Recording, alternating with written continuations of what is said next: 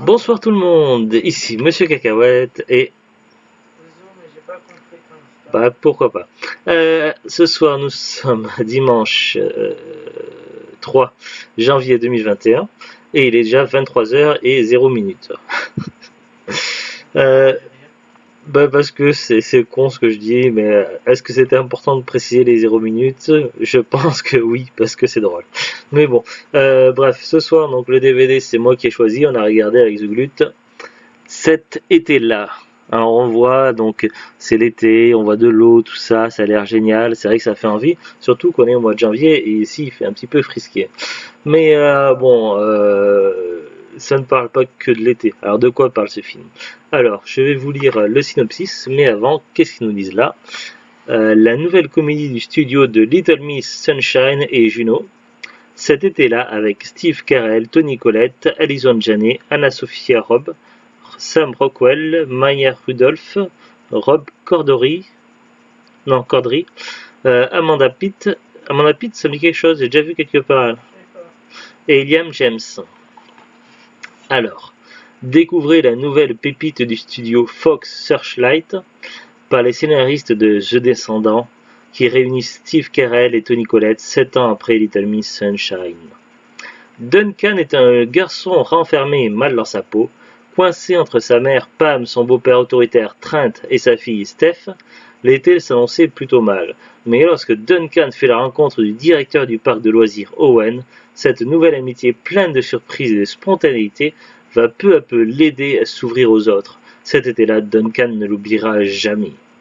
Bonus, scène coupée, prendre Bob en flagrant délit, le lendemain matin, chanson inventée, dans les coulisses du film visite du parc aquatique et les réalisateurs Jim et Nat de casting. Donc le parc aquatique existe vraiment. Les bonus, on n'a pas regardé, on a regardé le film en français. Alors de quoi parle le film? Le film démarre donc sur une scène où on a donc une voiture en route pour les vacances. Dans cette voiture-là, donc on a donc la mère, le beau-père qui s'appelle Trent, la fille du beau-père, et puis le héros, donc Duncan, c'est ça, oui. Ouais. Duncan, donc, et puis ils sont sur le chemin. Donc, voilà, ça démarre un petit peu comme ça. Et quelques instants plus tard, donc finalement ils arrivent, ils vont à la maison qui va leur servir de maison de vacances, où il y a déjà du monde qui les y attend. On pense qu'il s'agit certainement d'une voisine qui gardait la maison, c'est ça? Ouais. Après, c'est vrai que le début est assez fouillis. Donc, le début, les premières minutes sont pas très très claires, même le premier quart d'heure, où on voit quand même beaucoup de monde s'agiter, notamment certains personnages qui se ressemblent un petit peu. Il y a plusieurs fêtes qui sont menées, tout ça, tout le monde semble plus ou moins heureux, à l'exception de Duncan. Donc, Duncan, donc le gamin de 14 ans, l'adolescent que l'on voit ici. Mais c'est pas qu'il a pas l'air heureux, c'est qu'il a pas l'air à sa place. Oui, oui, il est pas bien dans sa peau, il est pas souriant non plus, il est pas heureux non plus. Mais il est pas le seul, là, parce qu'apparemment, donc, une fille qui est voisine, qui habite à côté, Bah, qui il a, confond la voisine. qui est la fille d'une voisine qui a peut-être un an ou deux de plus que lui, mais pas beaucoup plus que lui. Elle aussi n'est pas non plus très très heureuse et elle aurait préféré être chez son père, tout comme Duncan. Et son Euh, petit frère aussi, à elle. ah oui, par contre, elle a aussi un petit frère avec elle, un petit frère qui a un souci au niveau de l'œil. Et, euh, et donc Duncan se lie d'amitié assez vite avec cette fille, avec qui notamment il aura des sentiments. Mais voilà, donc le plus gros problème pour ces vacances-là, c'est son beau-père Trent. Trent, d'ailleurs c'est original comme nom, donc je sais pas si c'est un nom qu'on entend beaucoup dans les films ou les séries. Je crois que c'est pas très commun. Et moi, la première fois que j'avais entendu ce nom-là, c'était pas entendu, c'était plutôt lu. C'était dans les romans de S.D. Perry, donc sur Resident Evil. Voilà, il y a eu plein de romans écrits par S.D. Perry donc sur l'histoire des jeux vidéo Resident Evil. Et Trent, dans ces romans-là, c'est un personnage un petit peu énigmatique qui aide les Stars donc à lutter contre Umbrella, mais qui n'intervient pas directement quoi. Il leur donne des conseils, des indices, tout ça. Et donc je sais pas pourquoi, ça me fait penser un petit peu à lui. Mais donc voilà, Trent, ce beau-père-là, donc il est assez assez carré, il est trop dirigiste en fait, il veut tout contrôler. Oui, dirigiste à vouloir contrôler. Oui, Je sais pas comment tu dirais toi. je sais pas. Et on voit quand même plusieurs reprises qu'il veut tout contrôler, tout ça, il veut que ce soit fait à sa manière. Il est vraiment pas très sympathique. On dirait d'ailleurs qu'il a, je sais pas, une influence assez, Sur la mer? ouais, à la fois sur la mer et aussi sur l'entourage, une influence que, enfin moi j'aime pas du tout. Et je comprends pourquoi Duncan ça passe pas du tout. Donc ça va pas entre lui et son beau-père. Et lors d'une de ses errances, lorsqu'il essaie d'échapper un petit peu à tout ce qui se passe autour de la maison, il tombe par hasard sur un parc d'attractions. Et dans ce parc d'attractions, en fait, il est dirigé donc par comment il s'appelle déjà? Par Owen. Owen? Par Owen qu'il avait rencontré un peu plus tôt. C'était un bar, non, je crois, où il y avait la Ou un bande arcade. restaurant ou un truc comme ça, mais je me demande si c'était pas déjà dans le parc d'attractions. Bah, on sait plus. En tout cas, il avait rencontré par hasard dans un bar-restaurant donc Owen un peu plus tôt. Et Owen est en train de jouer à Pac-Man sur une bande arcade. D'ailleurs, c'était le bruit qu'il faisait en jouant à Pac-Man qui a interrogé un petit peu Duncan. Du coup, il est allé voir un petit peu. Et c'est là qu'il avait fait connaissance brièvement pendant quelques instants, puisqu'après Owen devait reprendre le boulot. Et puis finalement, donc il se retrouve devant ce parc d'attractions, tout ça. Il rentre, il regarde un petit peu comment ça se passe, tout ça. Et il est vite accosté par Owen qui le prend sous son aile, qui lui montre un petit peu comment ça se passe dans le parc d'attractions et qui lui propose un boulot d'assistant. C'est pas le premier jour, mais c'est quelques temps après, il va lui proposer un boulot d'assistant. Et finalement, eh ben, les vacances de Duncan vont changer en fait. Pour lui, ça va aller beaucoup mieux, donc il va autant que faire se peut s'échapper de la maison pour aller se réfugier dans ce parc où il va travailler, s'amuser, se détendre, passer de bonnes vacances, et des vacances qu'il aurait dû avoir en temps normal. Et d'ailleurs, toute cette aventure-là l'aide à se décoincer un petit peu, à être mieux dans sa peau, et il va même arriver à parler un petit peu, Prendre confiance en lui, ouais. à prendre la confiance en lui, et il va même arriver à parler plus facilement à la voisine pour qui il a un béguin, et même à tenter de lui voler un baiser. Euh, Ça, c'est plutôt tout le positif qui arrive à Duncan, y compris le fait qu'il se fait de nouveaux amis, tout ça.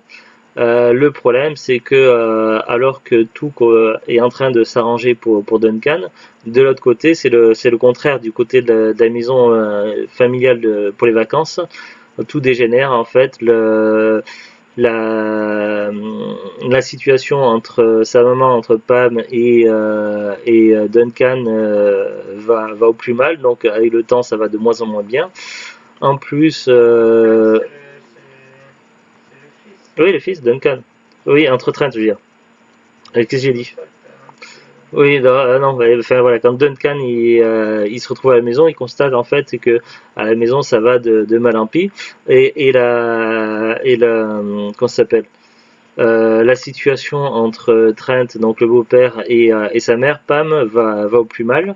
D'ailleurs, Duncan soupçonne son beau-père de tromper sa mère. Je veux pas en dire plus pour ne pas spoiler. Mais et il aimerait que sa mère arrête de se laisser faire, de se laisser marcher sur les pieds et qu'elle décide d'affronter non d'affronter Trent. Enfin, je m'y perds dans les mots.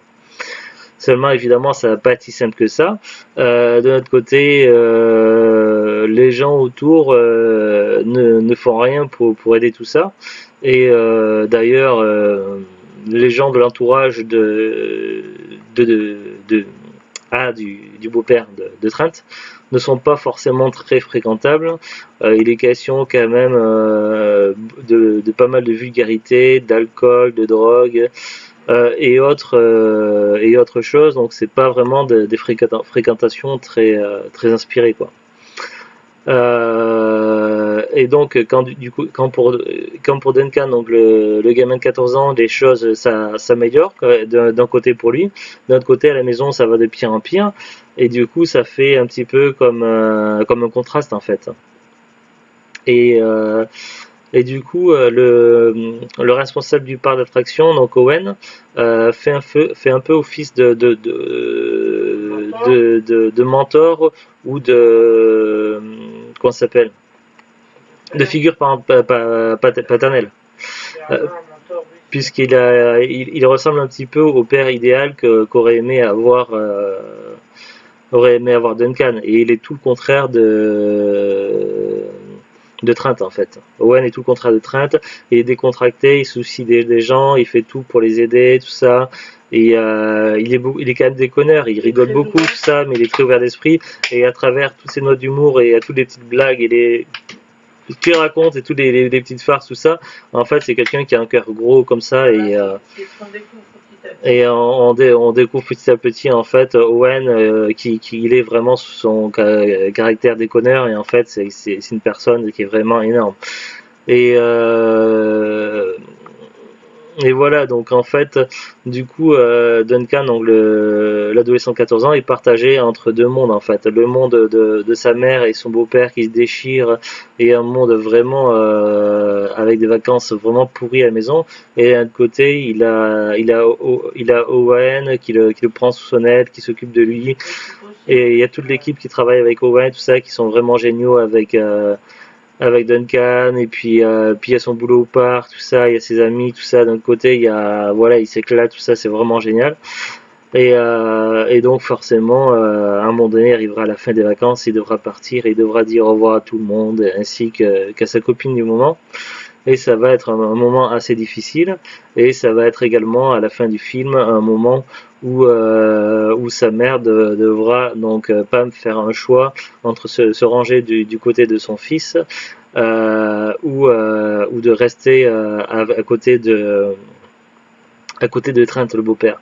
Du coup, la mère devra faire un choix à la fin, et le film se terminera donc sur cette transition-là, sur ce choix qui devra être fait, et sur le voyage de retour en voiture. Donc en gros, c'est toute la partie film se déroule pendant les vacances de cet été-là, donc d'où le titre du film. Alors franchement, donc c'est un film que l'on pourrait classer dans les comédies dramatiques. Au début, je savais pas trop, j'étais un petit peu étonné parce que le début était pas trop facile à regarder, parce que c'était vraiment pas très très heureux. Et j'avais quand même vu une bande-annonce, et du coup c'est pour ça que j'avais acheté le DVD, parce que la bande-annonce faisait envie, le film avait l'air vraiment très très sympa, et du coup j'étais tombé dessus par hasard à Noz, donc du coup j'avais pris. Et finalement il faut pas se fier aux premières minutes du film, parce qu'en fait ça fait contraste après avec ce que vit Duncan, tout ça, et du coup le film est vraiment très très intéressant. Après, il faut évidemment aimer ce genre de film-là, mais franchement, ça vaut le détour. Je conseille de le voir au moins une fois. Et moi, c'est un film qui va faire partie des films que j'ai quand même pas mal apprécié, et que je vais garder dans ma collection sans problème. Que je pourrais revoir à l'occasion, pourquoi pas. Parce que voilà, finalement, c'est un film quand même quelque part qui est assez poétique, et qui véhicule certaines choses, certaines émotions, tout ça, et j'apprécie beaucoup en fait ce qui a été fait dans ce film-là. Et c'est un film assez fort, assez intéressant, donc c'est pour ça que je le recommande. Et voilà, donc pas grand chose de plus à rajouter. Qu'est-ce que t'en penses, toi, Zou? Bien. T'as bien aimé aussi? Après, je pense, après, t'es d'accord avec plus ou moins avec ce que j'ai dit, ou voilà. Donc c'est vrai, on a parlé un petit peu tout à l'heure avec Zou du film, tout ça, mais voilà, franchement, moi je vous le recommande, voyez au moins une fois, quoi. On va regarder un petit peu ensemble la fiche Wikipédia du film. Cet été-là, donc en anglais The Way Way Back, est une comédie dramatique américaine écrite et réalisée par Ned Faxon et Jim Rash, sortie en 2013. Elle a été présentée au festival de Sundance 2013. Ce long métrage est la seconde collaboration et la première réalisation de Ned Faxon et Jim Rash après The Descendants, film pour lesquels ils ont remporté en 2012 l'Oscar du meilleur scénario adapté. Bon, le synopsis, je ne vais pas le lire ni le résumer. Fiche technique. Donc, le film est sorti en 2013, le 21 janvier, au festival de films de Sundance, puis le 5 juillet 2013 en sortie limitée aux États-Unis, le 19 juillet 2013 au Québec, le 26 juillet 2013 en sortie nationale aux États-Unis, et le 27 novembre 2013 en France. Au niveau du casting, donc on a Liam James, Sam Rockwell, Steve Carell, Toni Collette, Maya Rudolph, Anna-Sophia Robb, Amanda Pitt, Alison Janney, Rob Corddry, Ned Faxon, Jim Rash, River Alexander et Zoe Levin. Alors, tu me disais que Steve Carell, celui qui joue Trent, il avait joué dans d'autres trucs, hein? Dans 40 ans, toujours puceau. Oui, c'est cool, après j'ai pas demandé. Je vais regarder moi vite fait la fiche d'Amanda Pitt parce que ça me dit quelque chose d'ailleurs, elle est surlignée donc j'ai déjà dû regarder sa filmographie. Alors on a dû la voir dans quelque chose. Alors dans quoi elle est connue? Donc cinéma, donc elle a fait des courts métrages, en long métrage elle a joué dans Un beau jour. Hein? Elle a joué dans Un beau jour. Bonjour. Un beau jour, film de 96. Avec. Elle a joué Célia. De quoi? Avec Clooney? Est-ce que c'est avec Georges Clooney, Un beau jour? Je regarde. Oui, Michel Pfeiffer, Georges Clooney, oui, c'est ça. Ouais. Le film qu'on a vu, Avec la mère de. elle jouait Célia, du coup, dans ce film-là. Ah, je me souviens plus. Donc c'est là-dedans qu'on l'avait déjà vu, certainement. Après, elle a joué également dans Sex Attitude, Diablesse, Mon voisin le tueur, Identity, Mon voisin le tueur 2, Syriana, X-Files Régénération, Cet été-là. Non, ça doit être dans Un beau jour qu'on l'a vu, je pense. Après, dans les séries, elle a joué dans New York Police Judiciaire, Spin City, Seinfeld, Jack and Jill, How I Met Your Mother. Elle jouait Jenkins, saison 5, épisode 13. Depuis d'autres séries. Sinon, alors qu'est-ce que je peux dire d'autre de plus? Accueil, exploitation. Cet été-là est projeté pour la première fois au Festival de Sundance le 21 janvier 2013. Il est l'un des films présentés à Sundance cette année-là à connaître le plus de succès commercial au box-office en dehors des participants connus et des films nommés aux Oscars l'année précédente. Sorti dans 19 salles le 5 juillet 2013, le long métrage a dépassé les prévisions avec une moyenne de 30,263 $ par écran, engrangeant 525 000 $ de recettes le week-end. Le 15 juillet 2013, cet été-là est diffusé dans 60 salles supplémentaires, rapportant 1 110 000 $. Le film a plus que doublé son budget modeste de 4 600 000 $.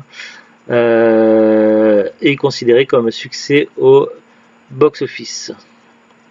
Distribué dans 10 salles en France lors de sa sortie le 27 novembre 2013, cet été-là ne parvient à totaliser que 29 entrées le jour de sa sortie, se classant en 8e position de box-office des films sortis le même jour.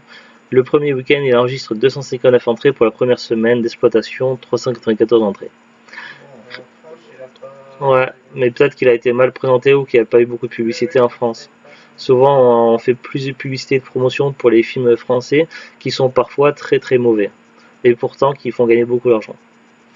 Réception critique. Cet été-là a reçu des critiques positives obtenant 85% d'avis favorables sur Rotten Tomatoes, ce qui est quand même énorme, sur la base de 164 commentaires collectés et justifiés parce que le film vaut vraiment le coup, avec une note moyenne de 7,3 sur 10 ainsi qu'une moyenne de 67 sur 100 sur Metacritic sur la base de 41 commentaires collectés.